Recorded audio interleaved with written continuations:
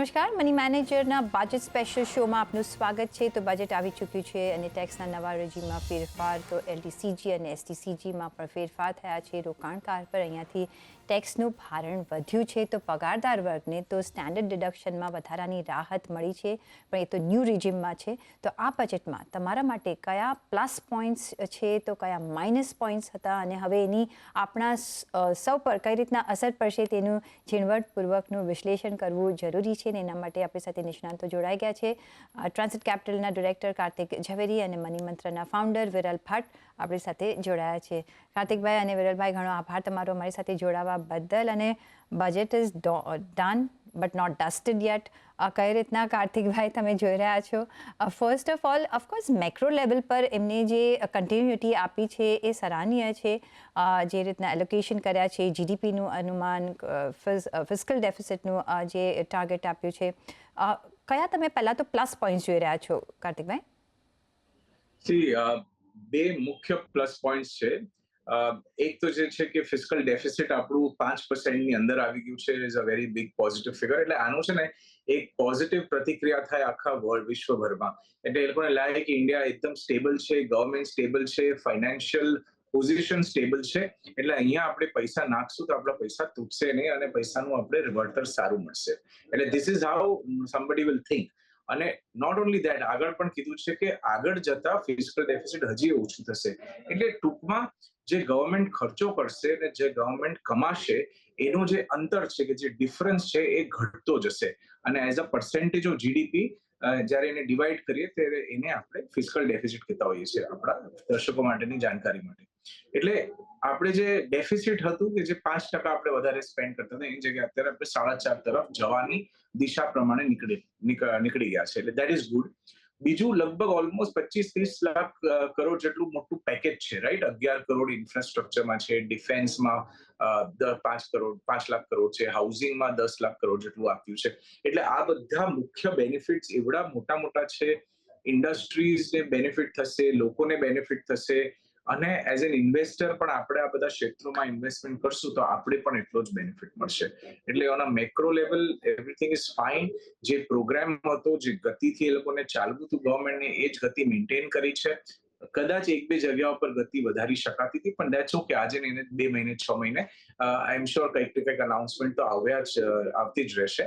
અને ઇન્ફ્રાસ્ટ્રક્ચર, સબકા વિકાસ વગેરે, એ બધી જ વસ્તુ બહુ જ વ્યવસ્થિત રીતે થતી જ રહેશે. એટલે ઇકોનોમિકલી, મેક્રો ઉપર અને financially we are very good અને વિલ બી પોઝિટિવ હોપફુલી આગળ જતા.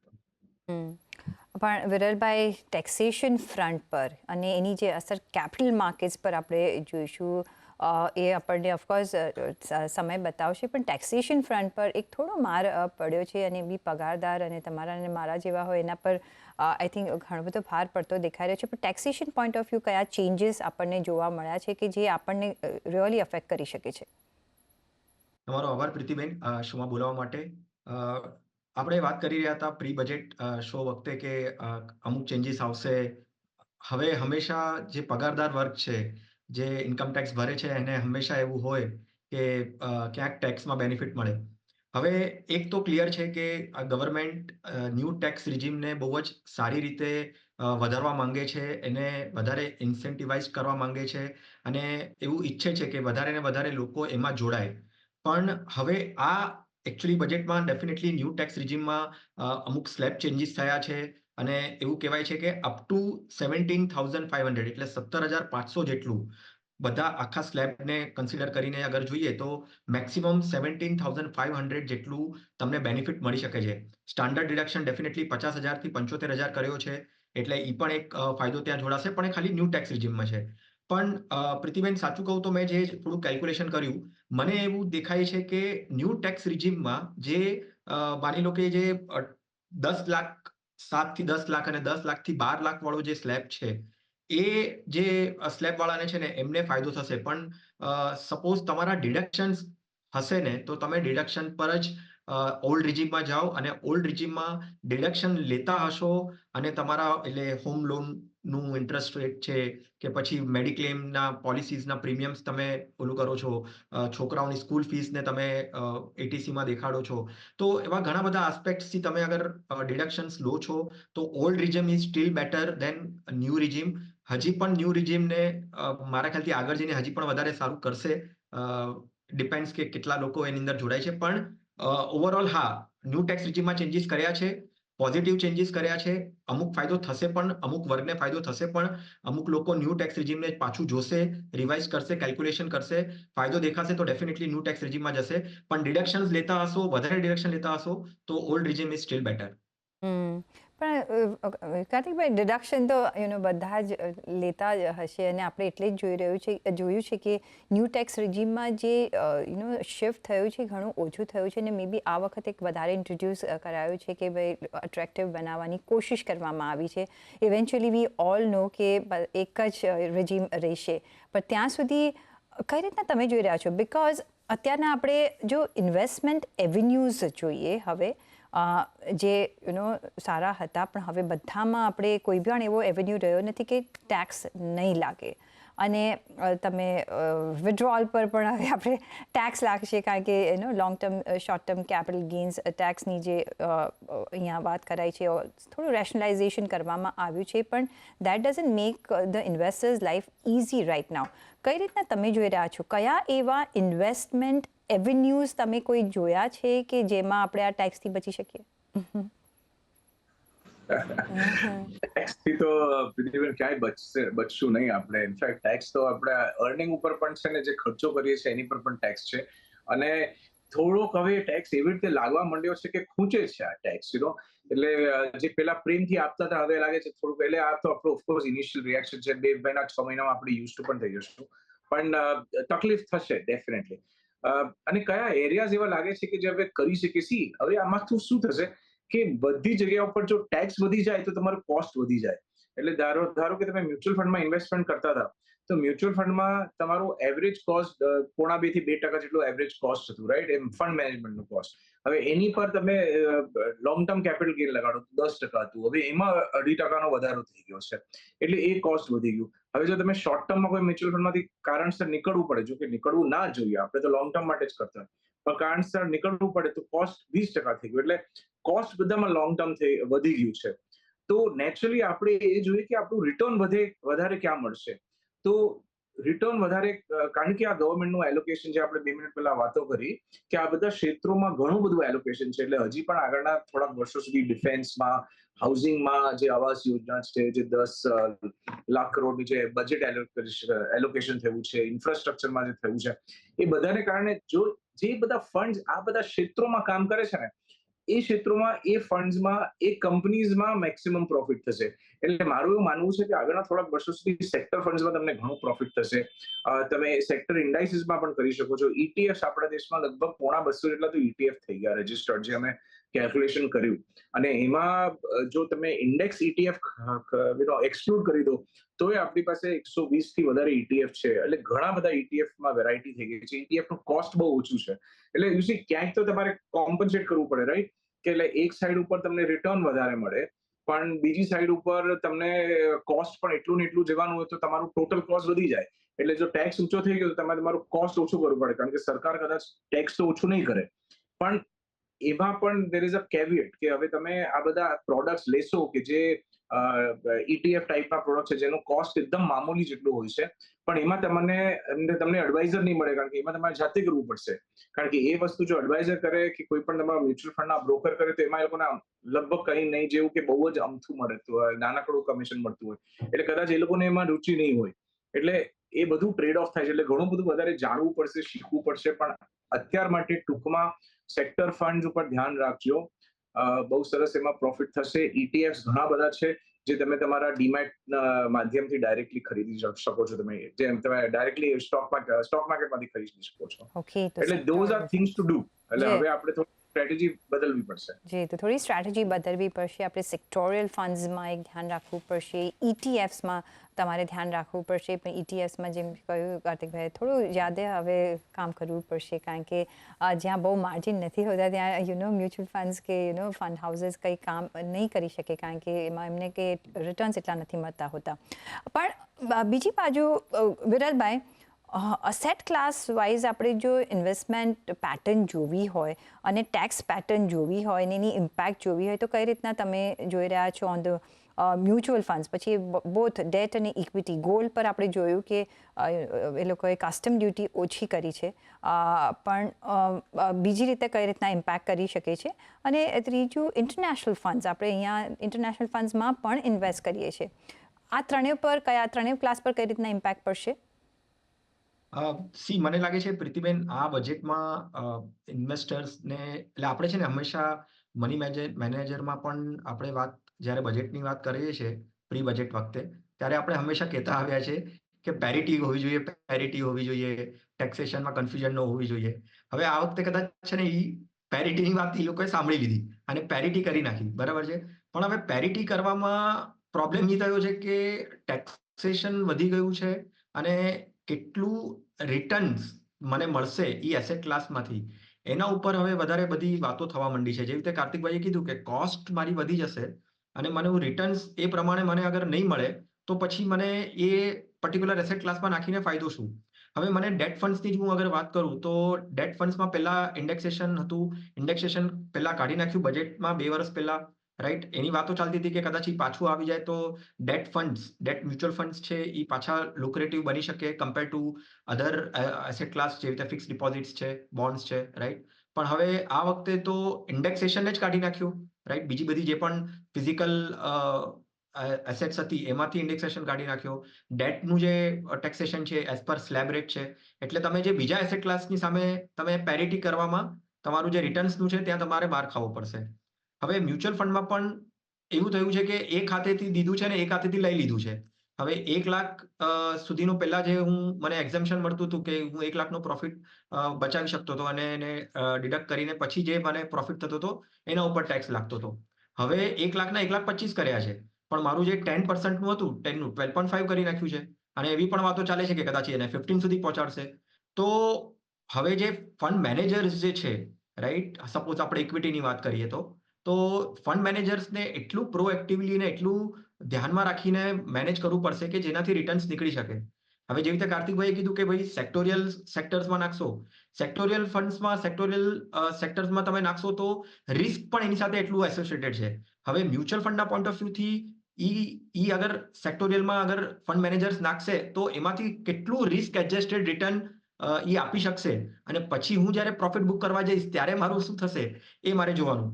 અને સિમિલરલી બીજા એસેટ ક્લાસની પણ વાત કરીએ, આપણે ઇન્ટરનેશનલ ફંડ્સની વાત કરીએ, ગોલ્ડની વાત કરીએ, તો બધી જગ્યાએ જે નો ડાઉટ રિટર્ન એટલે મીન્સ ટેક્સેશન વાઇઝ 12.5% એક ફિક્સ રેટ છે એ કદાચ ડેફિનેટલી ફાયદાકારક છે, કારણ કે પહેલા 20% હતો, બરાબર છે.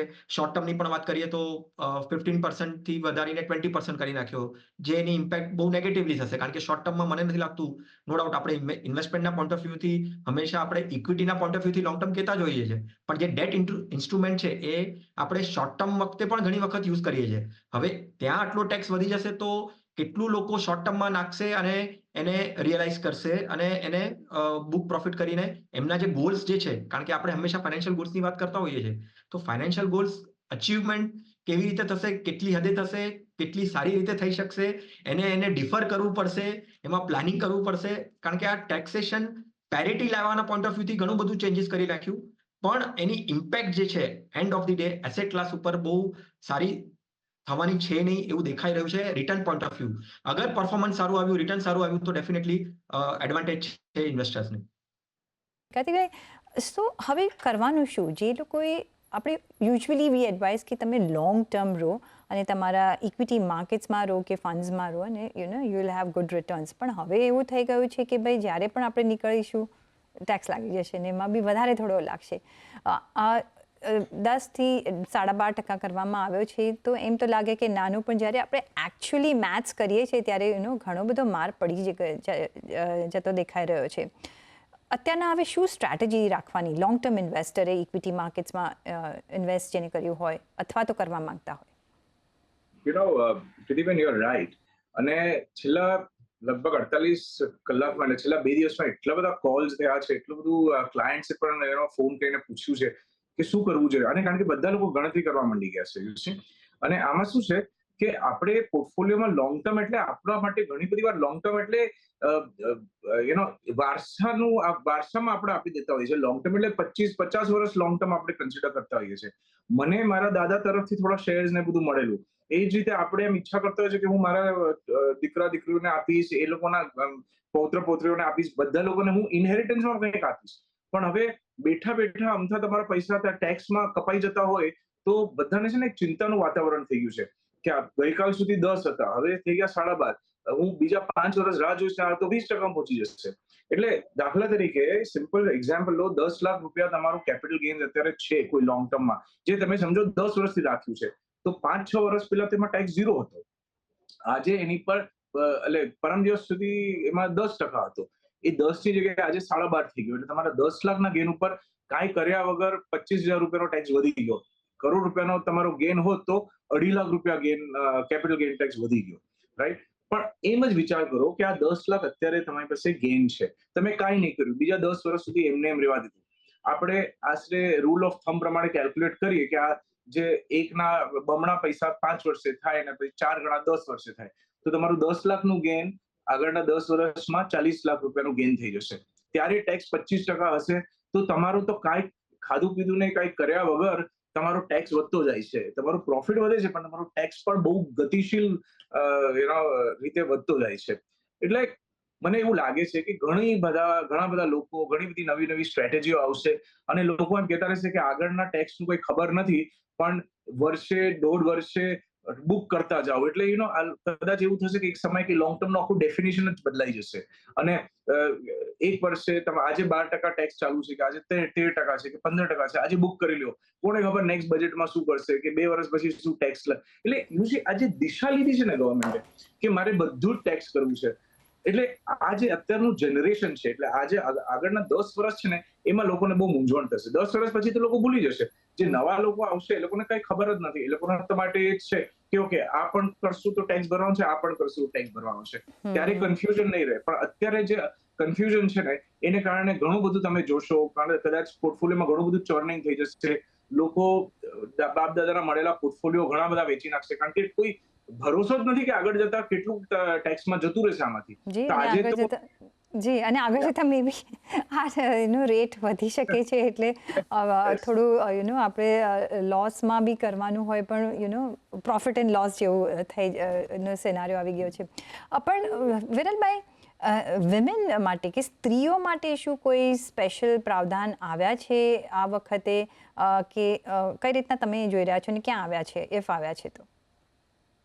મને પર્સનલી 2 જે ચેન્જીસ આવ્યા વુમનના પોઈન્ટ ઓફ વ્યૂથી, કારણ કે આ બજેટમાં વુમન માટે વધારે બોલાયું, યુથ માટે બહુ વધારે બોલ્યા ફાઇનાન્સ મિનિસ્ટર.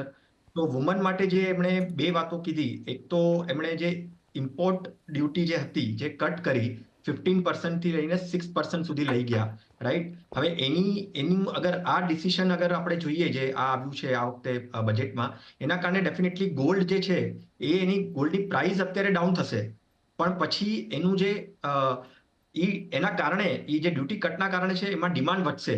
અને gold as a physical assets woman point of વ્યૂથી અગર આપણે વિચારીએ કે જે હંમેશા વિચારતા હોઈએ છીએ લેવાનું, તો એમાં વધારે સારો એવો ફાયદો દેખાય છે. અને એ બહુ ઇમ્પોર્ટન્ટ સ્ટેપ હતું કે જે ડ્યુટી કટ કરી 15% થી લઈને 6%. અને બીજી જે કીધી કે જે અત્યારે નો ડાઉટ એમણે કીધું કે ભાઈ સ્ટેમ્પ ડ્યુટી જે છે, અગર વુમનને ઘર લેવું છે, મહિલાઓને ઘર લેવું છે, રાઈટ, તો એમાં જે સ્ટેમ્પ ડ્યુટી ડેફિનેટલી સ્ટેટ પર ડિપેન્ડ કરે છે આ સ્ટેમ્પ ડ્યુટી. અને અત્યારે આપણે જોઈએ તો 3 to 5% સ્ટેમ્પ ડ્યુટી લાગે છે. એને રિડક્શન કરવાનું કીધું છે. સ્ટેટ્સને કીધું છે કે તમે એને રિડક્શન કરો, જેના કારણથી જે મહિલાઓને ઘર લેવું છે એ સહેલાઈથી લઈ શકે, એમના બજેટમાં એ થોડુંક ફાવી શકે. અને અગર કોસ્ટ રિડક્શન થશે આ સ્ટેમ્પ ડ્યુટી પર, તો ડેફિનેટલી જે ઘર પણ છે એનું પણ વેચાણ જે છે એ વધી શકે છે આ મહિલાઓના પોઈન્ટ ઓફ વ્યૂથી. પણ સાથે જ જો કાર્તિકભાઈ પ્રોપર્ટી હવે ને ઇન્વેસ્ટમેન્ટ ઇન પ્રોપર્ટીઝમાં પણ આપણું ઇન્ડિયન કલ્ચર ઘણું બધું માને છે આફ્ટર ગોલ્ડ. અહીંયા હવે તમને લાગે છે કે થોડું ઇનએટ્રેક્ટિવ થઈ ગયું છે કારણ કે ઇન્ડેક્સેશન ગોન? ઘણું બધું અનએટ્રેક્ટિવ થઈ ગયું છે. જો પ્રોપર્ટી આજે આપણે લેતા હતા ને તેમ વિચાર કરતા હતા કે પ્રોપર્ટીમાં આપણે લઈએ તો ઓબ્વિયસલી આપણે એવું હોય કે આપણે પ્રોપર્ટી એન્જોય કરીએ, એનું ભાડું એન્જોય કરીએ, અને આપણે ઇન્વેસ્ટમેન્ટ પ્રોપર્ટીની વાત કરીએ, રાઈટ? આપણા ઘરની વાત નથી કરતા કે ઓફિસની કે ફેક્ટરીની વાત નથી કરતા, ઇન્વેસ્ટમેન્ટ માટેની વાત કરીએ છીએ. તો આપણે એમ હોય ને કે મને ભાડું પણ મળે છે, પ્રાઇસ પણ 5-7% એપ્રિશિએટ થતું રહેશે મારું કેપિટલ વેલ્યુ, અને સાઇડ બાય સાઇડ મને 5-7% ઇન્ડેક્સેશન પણ મળે છે. એટલે મને ટેક્સનો પણ એક એડવાન્ટેજ છે કે 10 વર્ષે પ્રોપર્ટી 100 રૂપિયાની 200 રૂપિયા થઈ જાય તો ઇન્ડેક્સેશનને કારણે એનો એડજસ્ટેડ કોસ્ટ લગભગ 180-190 સુધી આવી જાય. અને જો હું 200 રૂપિયામાં વેચું તો મારો ટેક્સ બહુ જ કંટ્રોલ્ડ લેવલમાં આવે. તો એને કારણથી લોકો પ્રોપર્ટી લેતા પણ હતા, અને જે પ્રાઇસ નહોતા વધતા ત્યારે પણ લોકો એને પકડી રાખતા હતા કે કઈ વાંધો નહીં, મારું કોસ્ટ ઉપર જાય છે એટલે આજે નહીં તો 8 વર્ષે મારું જે હું લોસ બુક કરીશ એ લોસ કેરી ફોરવર્ડ કરીશ ને ક્યાંય બીજી જગ્યાથી મને પ્રોફિટ આવશે તો મારો ટેક્સ બચશે. એ બધા જ ફેસિલિટી જતી રહી છે. હવે આમાં શું થશે કે મને એવું લાગે છે પર્સનલી કે ઘણી બધી પ્રોપર્ટીઝને વેચાવા આવી જશે. એટલે જે લોસમાં વાળી પ્રોપર્ટી હતી કે જ્યાં 10-10 વર્ષથી તમારો કોઈ ફરક જ નથી પડ્યો, ભાવ જ નથી ફેરફાર થયો, એ તો ડેફિનેટલી વેચાવા નીકળશે. કારણ કે તમે વેચશો, એ પૈસા છૂટા કરશો અને ક્યાંક બીજે જઈને સારી રીતે વાપરશો. જો તમે નહીં વેચો તો તમને એ પણ ચિંતા રહેશે કે આગળ જતા વધારે ટેક્સ આવશે, કાં તો પછી કોઈ જાતનો નવો ટેક્સ આવશે કે એસ્ટેટ ટેક્સ આવી જશે કે ખાલી પ્રોપર્ટી છે, એમાં ભાવ નથી વધતો પણ પ્રોપર્ટી છે એટલે તમારે એક જાતનો ટેક્સ આપવાનો. જ્યારે તમે પ્રોપર્ટી વારસામાં આપશો કે તમારે ગિફ્ટમાં આપશો કે વિલ કરશો કે વોટ એવર, તો એ બીજી ચિંતા થશે. અને ત્રીજી સિનેરિયોમાં કે જ્યાં પ્રોપર્ટીના ભાવ બહુ જ સરસ રીતે તમને એપ્રિસિએશન મળી ગયું છે, કે જે ડબલ ટ્રિપલ થઈ ગયા છે 10-15 વર્ષમાં, એ લોકો એમ વિચાર કરશે કે ભાઈ આટલો મોટો કેપિટલ ગેઇન થઈ ગયો છે, આજે 12%, 12.5% પતી જાય છે ટેક્સ, તો જવા દઈએ, કારણ કે આગળ જઈને પછી 20% આપવું પડશે. એટલે મારું તો આગળ જતા ઇન્ક્રીમેન્ટલી મારો પ્રોફિટ ઓછો થતો જાય છે, ભલે રિયલમાં મારો પ્રોફિટ વધતો જાય. એટલે આ બધી વસ્તુઓનું ચેલેન્જ એવી જ થઈ ગઈ છે. મને એવું પર્સનલી લાગે છે કે રિયલ એસ્ટેટ માર્કેટ માટે થોડું ખરાબ છે. અને ઓફકોર્સ જેને ઘર લેવું છે એના માટે સારું છે, પણ જેને પાસે અત્યારે હોલ્ડિંગ છે, કે જે હોલ્ડ કરીને બેઠા છે ઘણા વખતથી, એ લોકોને બહુ ચંચલતા આવી જશે કે કંઈક તો કરવું જોઈએ હવે આનું, કારણ કે ટેક્સ વધતો જશે, નહીં તો એસ્ટેટ આવશે, કોઈ બીજી જાતનો ટેક્સ આવશે, પણ નેટ તમને એટલું અટ્રેક્ટિવ નહીં થાય. મારા ખ્યાલથી ઘણું બધું સપ્લાય આવી જશે માર્કેટમાં ઘણી બધી પ્રોપર્ટીઝ વેચવાનું. ખાસ કરીને જે લોકો એનઆરઆઈસ છે ને જે આઉટ ઓફ ઇન્ડિયા છે, એ લોકો જે પ્રોપર્ટી અહીંયા પકડીને રહેલા, એ લોકો બધા જ લોકો લગભગ પ્રોપર્ટી કાઢવાનું શરૂઆત કરશે, એવું મારું માનવું છે. ઓકે, તો એક રિયલ એસ્ટેટ સેક્ટરની જે આટલી આપણી સાયકલ ફ્લરિશિંગ જોઈ રહી હતી ને જે પ્રમાણે આજુબાજુ આપણે કામ બી જોઈ રહ્યા છીએ, કેટલું બધું માલ આવી રહ્યો છે, એમાં એક ઓફકોર્સ આપણને એક સેટબેક મળી શકે છે, કારણ કે જો વેચવાનું બધા શરૂઆત કરશે તો અહીંયા પણ એક આપણે માર થતા જોઈ શકીએ છીએ. પણ ઓન દેટ નોટ રજા લેવાનો સમય થઈ ગયો છે. કાર્તિકભાઈ અને વિરલભાઈ, we hope for the best કે કોઈ રસ્તાઓ આપણા માટે નીકળે અને કોઈક આપણે એવી અનાઉન્સમેન્ટ બી જોઈએ કે જે ટેક્સ પેયરને થોડી રાહત મળી શકે. I think that voice is going loud and clear. પણ અત્યારના માટે ઘણો આભાર તમારો અમારી સાથે જોડાવા બદલ, અને સાથે જ મને પણ આપશો રજા, પણ જોડાયેલા રહેજો CNBC 50 સાથે.